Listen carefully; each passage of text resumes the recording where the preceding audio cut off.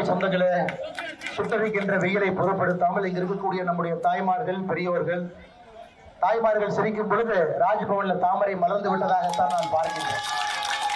காரணம் இன்னைக்கு இங்க இருக்கக்கூடிய சகோதரர்கள் கோச்சு கூடாதுங்க. என்னைக்கு நம்முடைய தாய்மார்கள் வீதிக்கு வந்து வெளியே வெயில்ல நிக்கிறாங்கன்னா அவங்களுடைய அன்பை காட்டி விட்டார்கள் என்கின்ற பொருள். இன்னைக்கு நம்முடைய தாய்மார்கள், குறிப்பாக மீனவ சொந்தங்கள் எல்லோரும் நம்முடைய அருமை அண்ணன் ராஜ்பவன் தொகுதியினுடைய வெற்றி வேட்பாளர் திரு VP ராமலிங்கம் அவர்களுக்கு ஆதரவு கொடுத்து அவரை நிச்சயமாக தாமரை சின்னத்திலே நான் வெற்றி பெற செய்வேன் என்கின்ற உறுதிமொழியோடு இருந்து கொண்டிருக்கின்றேன். அண்ணன் அவர்கள் சொன்னது போல உங்களுக்காக உழைக்கக்கூடிய ஒரு மனிதர்.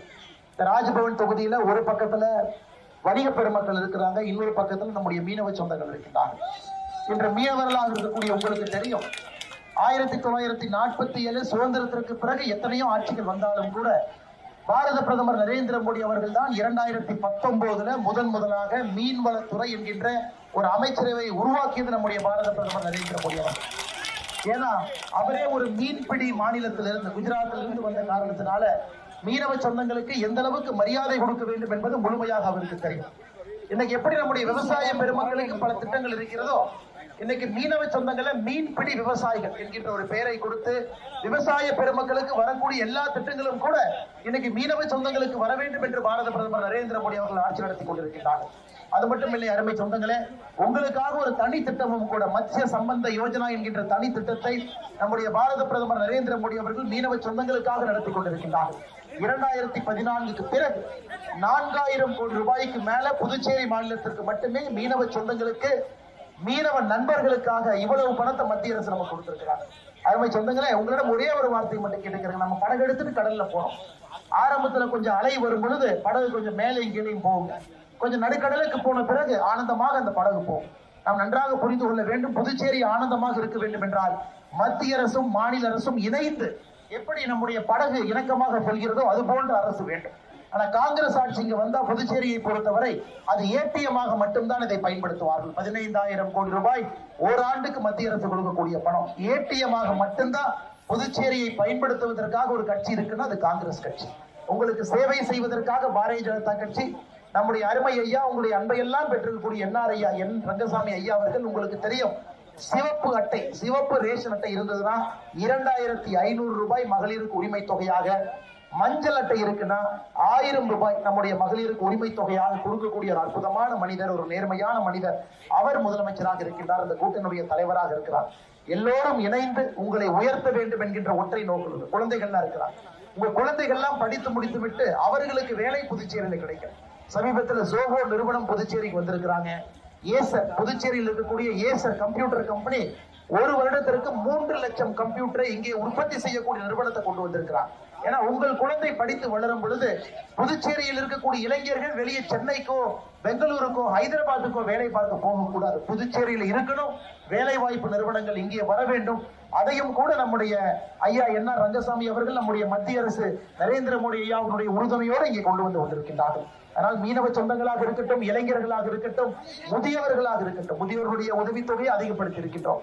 ஆசா பணியாளர்கள் 10,000 18,000 நாம் உயர்த்தி இருக்கின்றோம். எல்லோருக்கும் ஒரு அரசு நம்முடைய தேசிய ஜனநாயக கூட்டணி அரசு. ஆனா இந்த கூட்டணியை பாருங்க, ராஜ்பவன்ல அண்ணனுக்கே குழப்பம். ஏன்னா நீங்க எல்லாம் அண்ணனை வெற்றி பெற வைத்துட்டீங்க, அண்ணனுக்கே குழப்பம். யாருப்பா இங்க எதிரி? ஒரு பக்கம் திமுக காரங்க சுத்திட்டு இருக்கிறாங்க, இன்னொரு பக்கம் காங்கிரஸ் காரங்க சுத்திட்டு இருக்கிறாங்க. இந்த தொகுதியை பொறுத்தவரை 2 பேரும் வேட்புமனு கொடுத்துட்டாங்க. ஏன்னா ஒருத்தர் வாபஸ் வாங்குறதுக்கு தயாராக இல்லை. எதற்கு இந்த அவசரம்? பணத்தை கொள்ளையடிப்பதற்கு தாங்க அந்த அவசரம். மக்களுக்கு சேவை செய்ய வேண்டும் என்றால் கூட்டணியிலிருந்து ஒரு வேட்பாளர் இருப்பார்.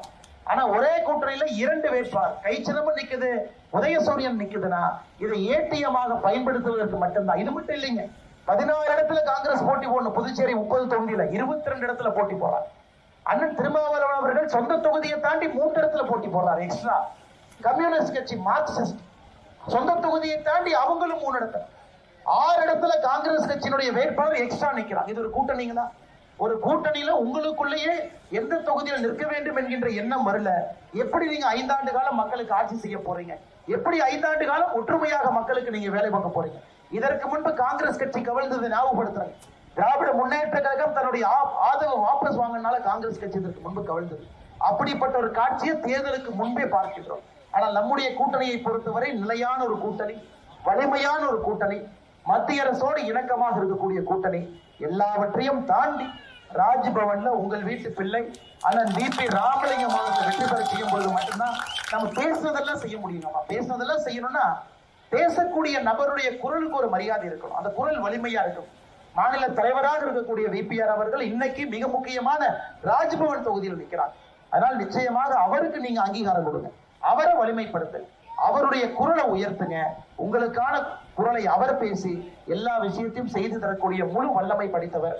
நான் பார்த்த வரைக்கும் கோவமே படமாட்டார், எப்பொழுதும் புன்னகை தான்.